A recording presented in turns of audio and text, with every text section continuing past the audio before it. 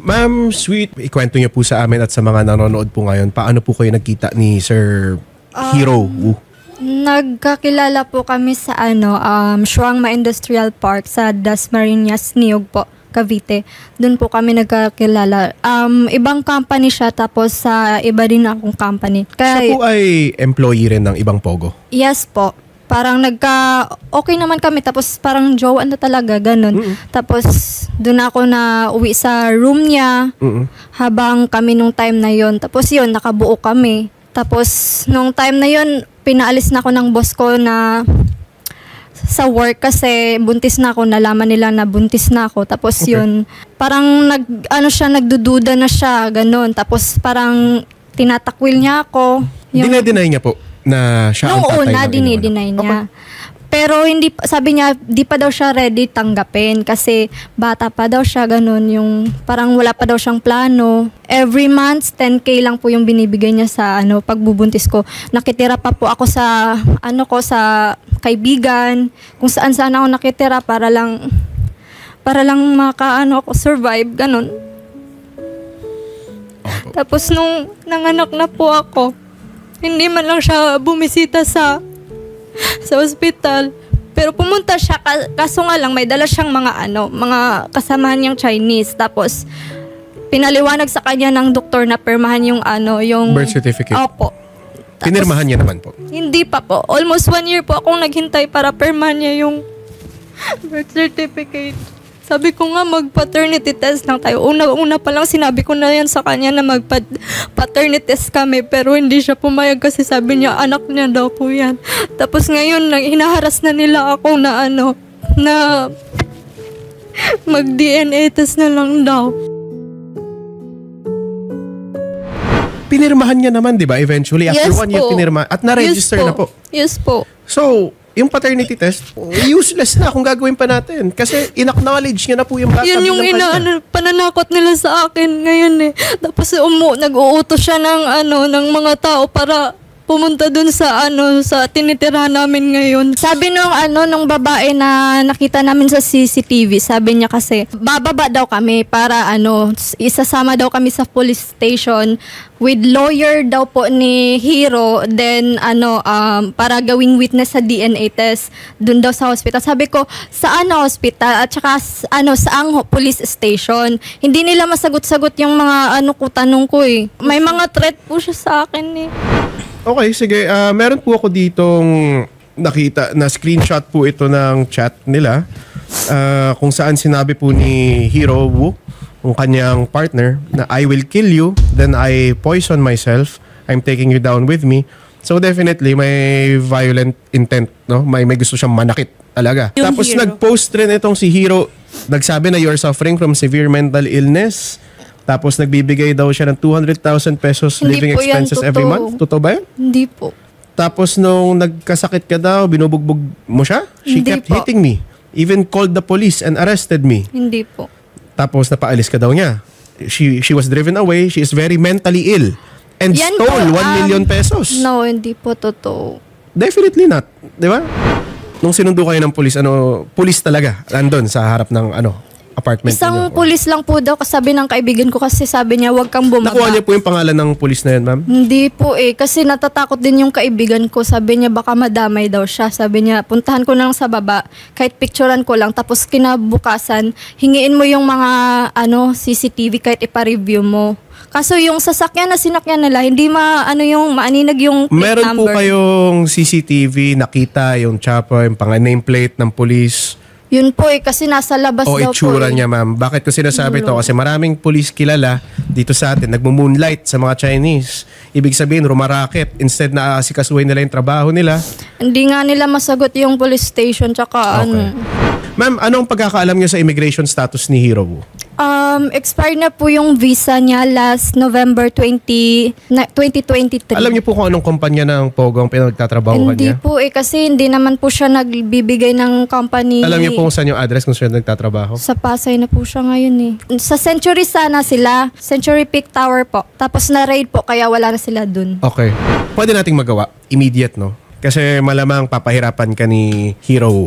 Habang nandito siya, hindi ko tingin na bibigyan ka talaga ng sustento niyang papahirapan at papahirapan ka. expired na ang kanyang visa, pwede natin ipacheck sa Bureau of Immigration yan. At ipapadeport natin siya. Ganun po kasimple.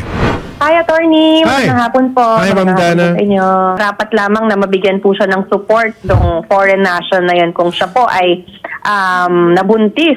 Yes po. At dapat suportahan po. Pero tama po kayo, kung siya po ay overstaying na, we can file a deportation case against him. He can be deported po for overstaying, summary deportation na po yan. Agad-agad, once makita kasi natin sa records natin na overstaying na siya, may reason na i-issue ang deportation sa kanya. We will refer it po immediately, Ma'am Dana. So tulungan po natin, attorney. Ma'am Jenny, magandang hapon po. Bigyan nyo sa akin ng number, kami natatawag sa inyo. Attorney namin natatawag sa inyo, okay? Ano po yung pangalan ng attorney, ma'am, so I can coordinate with your lawyer? Basta bigyan nyo sa amin ng number, okay? Ako na po, ma'am. Give me the number of your lawyer po. Ano po yung number mo? Ano number? Ano, ma'am? I will not give my number on air, ma'am. Ibigay niyo po yung number ng lawyer ninyo sa staff po namin later. Ma'am Jenny. Okay. Sige, mamaya na tayo mausap, okay? Mamaya po. Nasaan po ngayon si Sir Hero? Is he busy? Hindi, basta huwag kayo matatawag dito. Kasi ngayon kami nahihingi sa inyo ng number. Hindi nyo ibibigay. Bigyan nyo sa amin ng number. Kami natatawag sa inyo. Okay? Okay.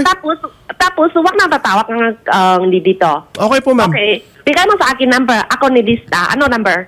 Hindi po, ma'am. Okay na po. Mamaya po, ma'am. May tatawag naman po sa inyo from immigration. Sige po, Ma'am Jenny. Okay po. Huwag ka natatawag kasi... Yes po, Ma'am Jenny. Okay. Text mo sa amin, Yes po, Ma'am Jenny. Okay, huwag natatawag. Yes po. Yes po. Kita tayo sa immigration. Okay. Sige po, Ma'am Jenny. Thank you. Sir, po, yung lawyer po kasi nila, hindi po siya, wala po siya sa BCIDP law firm.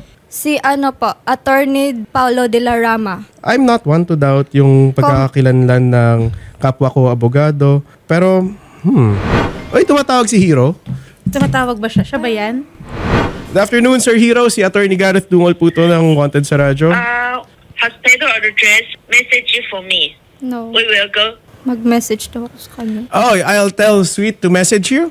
Yeah. Sir, Sweet Baltonado came to our office and she was telling us that you were using our police, you were using your lawyers to harass her because you were denying support from her. Is that correct, sir? I don't know what you mean. We will go. You will. You only need hospital address to know. Okay. Ay, narinig nyo naman, di ba, na medyo language barrier. Our staff will try to patch him in para mas marinig nyo po. To be completely honest po, ma'am, I don't think it's safe that they remain here, di ba? I think the best opportunity po talaga natin dito para ma-resolve po yung problems nyo is really to proceed with deportation. Diba? Pero pag deport po ba, pwede po ba din siyang ma-blacklist para hindi na siya makabalik? Definitely po, kasama po yun, ma'am. Automatic po yan kapag kayo ay na-deport.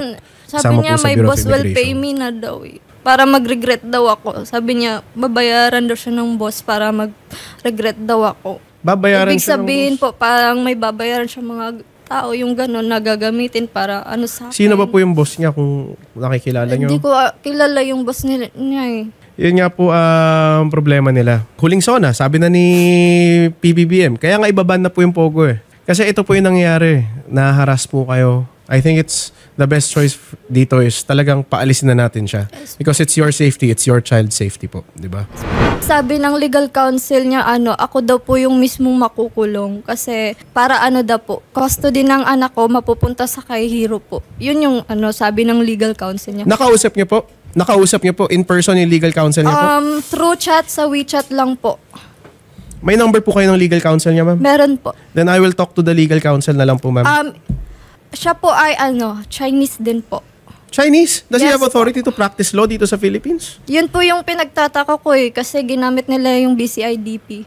I mean, hindi ko naman po nagkakailang, di ba? May mga lawyers tayo dito who are well-versed in both Mandarin, Hokkien, and English, Tagalog. May mga ganyan eh. Pero we'll have to verify if it's a Chinese lawyer from China, if he's authorized to practice law here in the Philippines. Otherwise, baka may Filipino lawyer siya na counterpart. Nag-message kasi yung yung tumawag sa'yo, pupunta daw sila ngayon dito. Ma'am, ganito. I want you to stand by. Huwag po kayong aalis ng studio. Kung pupunta po sila dito, sasabihan po ako ng staff ko, tatagpuin ko po sila dyan sa harapan ng pintuan. Pagtatanggol ko naman po yung karapatan ninyo, di ba? Laban dun sa ginagawa nila sa inyo. Kasi nakikita nyo naman po yung epekto dito ng ilang mga pogo. Hinaharas po ang ating ilang mga kababayan. Gusto pa nila magka-enkwentro dito sa studio. Fine, so be it, di ba? I will talk to their lawyer, if any, to explain to them na nasa mali yung lalaki dito. Number 1, he should not be in the country in the first place. He should have exited. Number 2, i-check natin, saan pogo ba nagtatrabaho yan? Is it licensed? If not, edi isasarado na lang natin. Diba? It's that simple. Yung sa safety niya, we will coordinate also with the police to make sure na hindi siya gagamit ng police din na to harass you. Papastationan po namin kayo na magbabantay sa inyo. You and your child po. Thank you po. And if possible, papasamahan po namin kayo pa uwi. Doon muna po kayo, ma'am, ha? Antayin po muna natin sila sa immigration. Coordinated na rin po. And also with the police po. Yes, Okay? po. Thank Sige, you ma'am, po. kausapin po namin kayo, ma'am. Thank you.